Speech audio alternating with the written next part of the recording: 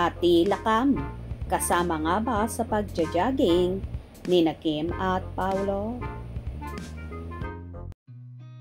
I've seen a lot of change, been through a lot of pain. Some things are not the same as they were a year ago, but all will be okay. I move on each and every day.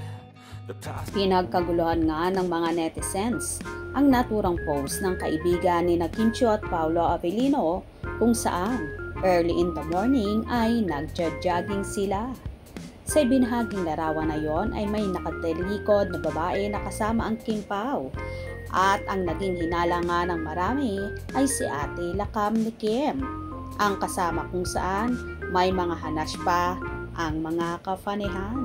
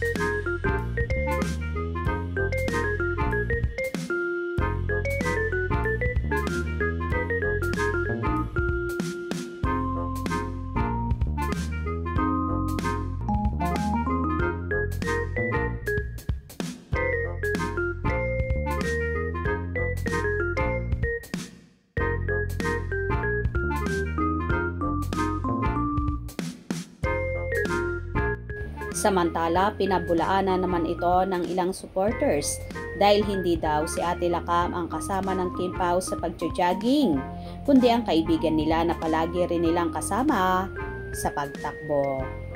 O diba? Napaka-sweet at talagang palaging magkasama ang Kim Pao na hindi na nga kayang itago pa sa publiko. Aamin na kaya very soon sila sa totoong relasyon nila? Kaya abang-abang tayo at wag na wag bibitiw sa mga maiinit na kaganapan. Hope you enjoyed. Please subscribe for more info.